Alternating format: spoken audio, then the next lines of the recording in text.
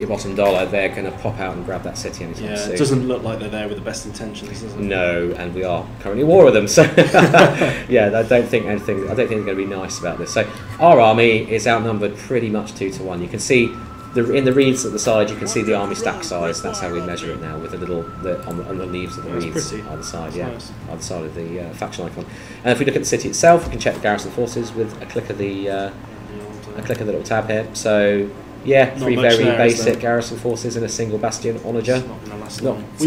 We probably should have garrisoned our city side of it. Yeah.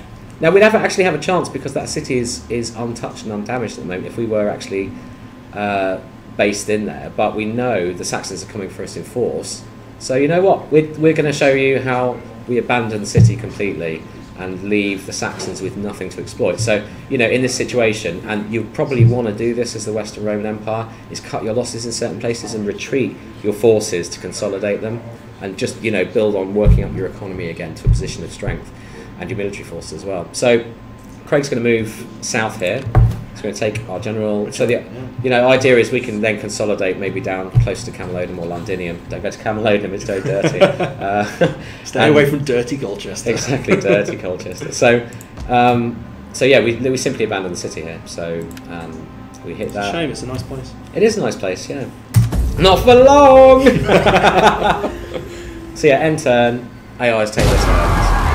Yeah. So basically, that's has destroyed the city completely, it's leveled it to the ground. You've got a nice chunk of money back there, isn't it? Yeah, well, you do, and you basically, that's what happens. You take a measure of, you take a kind of bank of wealth from the city, some of the value of the city out of it.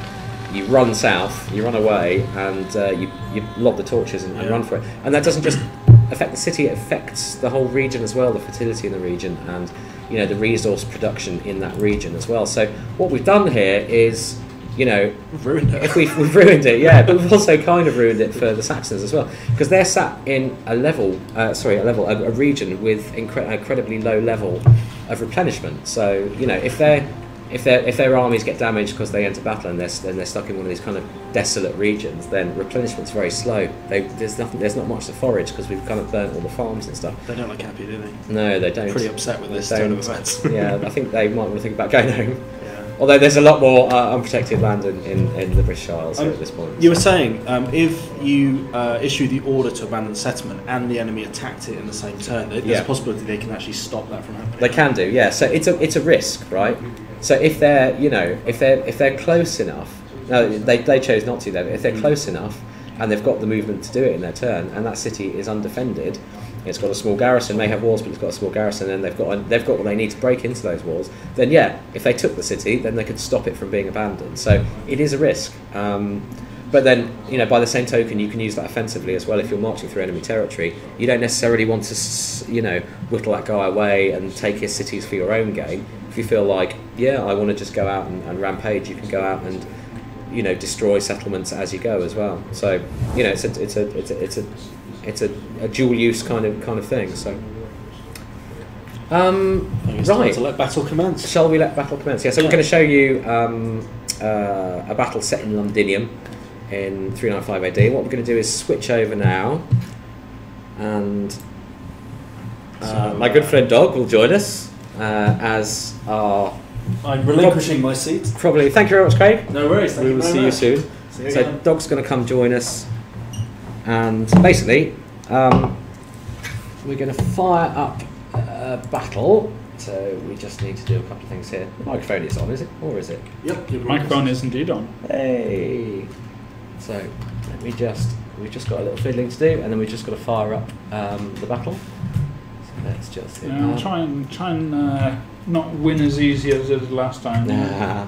Wasn't that hard? In front of what, 400 people or so? Yeah. Well, I mean, I have to say.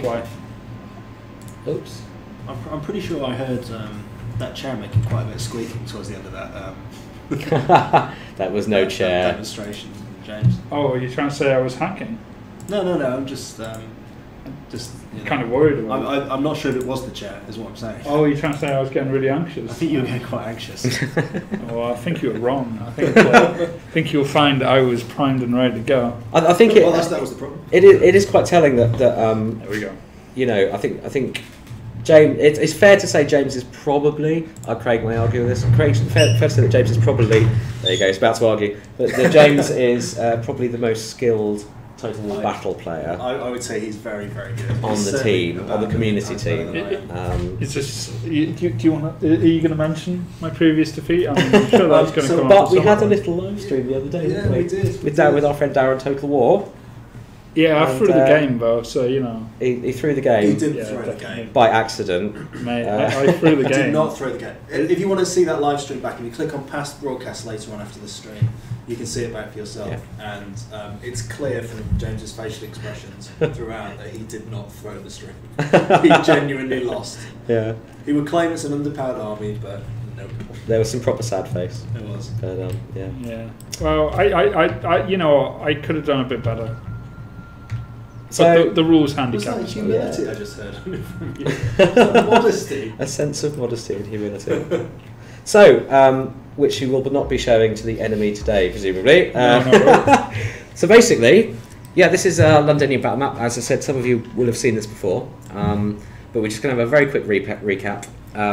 So, as you can see, you know, we've got all this period-specific detail here. It's the Dark Ages. It's it's around 395 AD. This battle set. So, you can see, you know, the different architecture. It's much more kind of, it's getting on for medieval in terms of look and feel. And like in a lot of the cities, you'll see the ruins of classical civilization. You'll see Roman ruins or Greek ruins, you know, within the bounded walls of cities such as this, with all this other kind of newer architecture springing up around it. So you can really get a sense of that kind of period change as well. Now, this siege battle is an example of a city that's been under siege for quite some time. So we have this new system in campaign crossover into battle called siege escalation. So if you jump into a battle, if you attack a city on the campaign map and dive straight in, you'll see this pristine city, stout solid walls, all the buildings will be there still, they won't be particularly damaged. But you know, if you siege it over time, if you spend months or even years in a siege, it will over time become more and more damaged to the point where, you know, so this is a high escalation. So this city's been under siege for quite some time. So you can see all these kind of ruins. If we get down here, you can see it's all the ground's churned up from repeated kind of siege engines being pushed up to have a quick pop at the walls and put away again. You know, sappers have been having a go at the walls, and you can see there's a, you know, over on the walls itself there's a breach. There's quite a large breach actually. So the enemy really has free access into there. You know, I mean, he might try and lob some onager shells at the castle gates as well, at the city gates as well, to try and create another entrance for himself. But you know, at the end of the day, the city is looking pretty apocalyptic right now. There's a pall of smoke in the sky.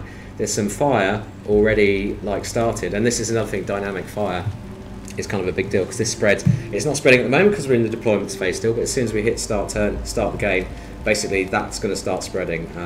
And you know, in wet weather it's not going to do that, or it's much less likely to do that. In hot, dry weather it'll spread like wildfire. So you know, it's kind of weather dependent, but you've got this sense of dynamic fire spreading across the battlefield now. And this has an effect on the morale of the defenders. The more the city gets destroyed by heavy projectile fire and burning, as all these buildings start tumbling down, your defenders are going to suffer melee attack buffs, melee defense buffs, and morale buffs as well. So, you know, if your city's like 80% destroyed, your guys are going to be thinking twice about the fact they're actually defending it. So you're going to really have to manage your morale that much better, and you know, be prepared for the fact that they're just not going to fight as hard.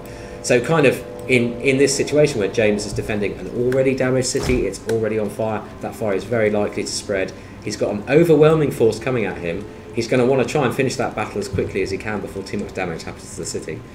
And of course the damage, you know, is persistent now between campaign and battle, so that damage will pass into the campaign game. That city will need to be repaired, and if he doesn't repair it and he has another battle in that city, you'll see that damage is persistent. He'll be back in that hard to win scenario again. So, but we have some things in our favour here. We have these, which are barricades baked into our battle maps now. So he set some of his units up there. This will make them basically immune to melee for a short period of time until the enemy breaks down that barricade and gets in touch with them, gets in physical touch with them. But it also is a way of kind of funneling enemy troops. So you can set up barricades and leave perhaps one undefended path that might be, you know, preferential for the AI or your enemy to travel down. So you can kind of coax your enemy into not wasting him his time with the barricades, but leave one really obvious path open, and hope that he comes up that way. He might not. He might think his chances are better of reaching, say, a capture point through a different route. But if he comes up that pathway and you've got a nice little kill zone of archers and skirmishers, javelin men, whatever, set up there, then you can really nicely whittle them away before you get to the kind of main event. So yeah, we've got quite a significant force against us here. So this is Saxon invasion force. They've got 2 big units of heavy onagers. They've got a battering ram, which they're going to probably ignore and run away and leave because they don't need it. There's a massive hole in the wall already. But yeah, you can see the forces aligned against us, and you can see really that the period detail, the change in the armor types, and these kind of quintessentially Dark Ages kind of helmets on the guys. We've got some axemen here as well. Yeah, so these guys here, these brutal kind of, I think these are Nordic axemen, but they're tough. I mean, and they're heavy, massive blows, big armor piercing potential for these axemen here. So we're going to watch out for those, and of course a ton of archers, which are going to give us loads of trouble. So I don't know if you want to get set up, and we'll I'll definitely go for it. I love the shields. There's something about those shields of just being brought up in the UK, but absolutely kind of surrounded by them. You are, and you go to, because we obviously we have loads of castles here still. You go there, to exhibitions and things like that, and you see all this kind of old armour, and it's you get all the kind of battle recreation guys, and it's very cool. Yeah, so people see me play this in the past. Obviously, if you've never seen it before, we've obviously got this hole in the wall straight off the bat, so that's going to cause us a few issues. Obviously, it does mean they're going to attack it, but defending that breach is cool. But the problem we'd have is the fact that this artillery here is going to cause a lot of damage if we try and defend. Because they're just going to shell everybody in the breach, right? Yeah, they are indeed. So I've set up my barricades like this because I kind of want to focus the fight over onto the left here. So I'll bring up the... I want to focus them away from going around my flank here, and I want them to focus on this area here. So I can hopefully use my archers to the best of my ability and just do a lot of extra damage. So my catapult straight off the bat here, I'm going to go with standard rounds, and I'm going to try and knock out these early on. Now, I watched a load of people at EGX doing this, and it did work quite well. And these are big targets. These are not hard to miss. So hopefully I can limit the effect of these guys causing me damage later on. Knock them out early. More importantly, stop the fire damage that they'll inevitably cause by trying to hit my guys. And that really just starts knocking down the morale there. And that is going to be so important. It forces you to attack and defend in places that you generally would probably want to be a bit more cautious with. So I'm going to try and do what I can with my archers, but I need these guys to survive. So I need to be able to pull them out quite early on. So I'm going to put them in locations to hopefully do a bit of damage